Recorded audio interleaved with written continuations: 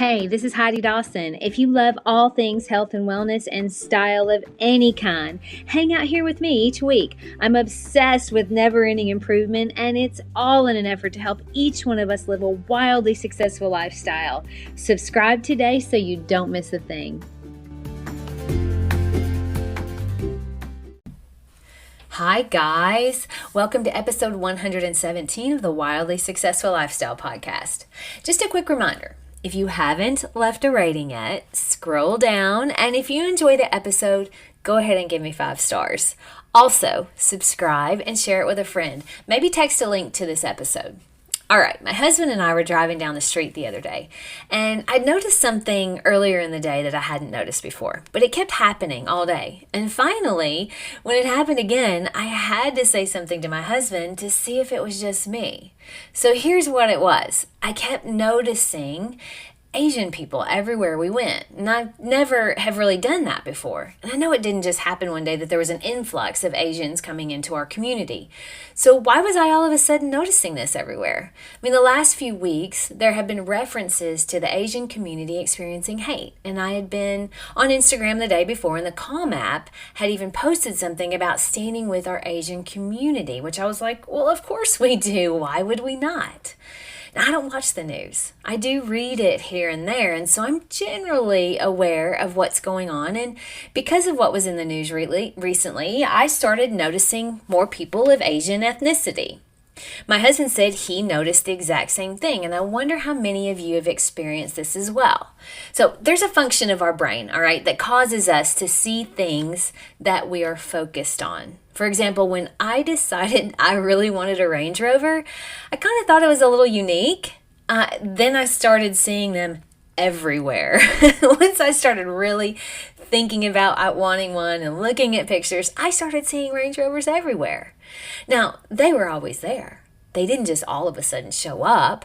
I just hadn't been focused on them. So anyway, this really made me think how much of the problems that we deal with are created by the new narrative of the week. I mean, we seem to go from one crisis to another, and just when one thing seems solved, there's a new thing to be outraged over. I don't know about you, but I do not recognize the America that is portrayed on the news.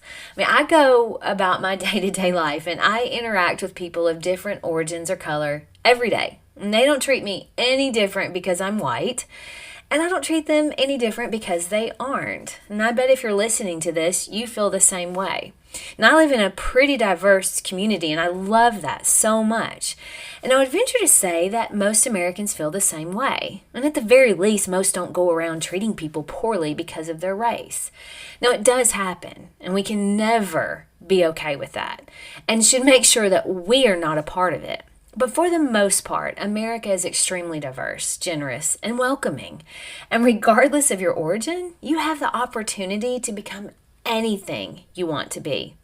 Now, I ended last week's Monday episode with, if you look for the bad, you'll find it. But if you look for the good, you're going to find that too. Well, are we allowing the media to decide what we're looking for daily? I mean, for a vast majority of America and even other countries, I believe the answer is yes.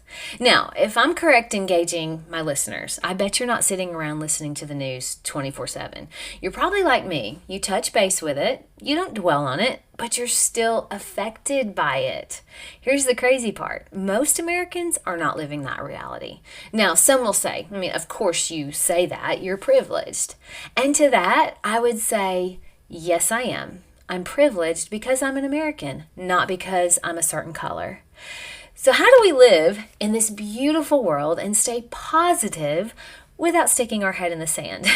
Sometimes you want to, don't you? Isn't that the million-dollar question, though? I mean, how do we do that? Well, first things first, we have to realize that you are being manipulated by what you focus on and what you watch. Awareness is the first step, though, because you'll start noticing subtle agendas in everything. And it isn't all bad. I mean, I don't care if it's the news or the cable shows, award shows, social media, whatever. They all have an agenda, and the agenda is to keep you watching. But here's the thing. What keeps you watching isn't rainbows and unicorns because that's boring and your brain isn't addicted to that. your brain wants drama. So it can be really addictive to want to see your side score a point or see the other side lose. But what is that doing to your psyche? I mean, how is that framing your day? Once you're aware and you notice how your thoughts are being influenced, you realize you have to think for yourself. Don't just blindly believe things. Any more than news is more opinion than fact. Well, guess what? You have an opinion too, and you're brilliant in that you can think for yourself. That journalist stating his opinion as fact does not mean it is. And you get to choose to see through it. And it's also your responsibility to figure out whether it's true or not before you believe it. And another note, and I'm guilty of this too. Now, just because it feels good to hear it doesn't make it true. There are things that I've read or heard that I really liked. I liked the thought of it. It felt good to hear and read, and so I believed it, only to find out later it wasn't true. So be careful of that too. The older I get, the more I understand this statement, ignorance is bliss. I mean, I sometimes think I would be better off if I didn't know what the narrative of the week was at all. Right now, I believe it's more important than ever to trust your gut and to trust your ability to decide what's true. Or maybe to decide to just turn it all off and live based on your reality, which is probably way better than what's portrayed by the media and the narrative setters. So my challenge to you this week, notice how your thoughts are shaped by what you see and hear around you. Reframe to make sure that they are actually your thoughts and not some version of the narrative of the week. Finally, continue treating everyone, regardless of their color, their religion, or race, with love and respect. And never forget, what you focus on is what you live. I love you guys, and I'll talk to you in a few days. Don't forget to subscribe and share with your friends, because we're just going to keep going bigger and better places together, and I love that about us. Talk to you in a few days.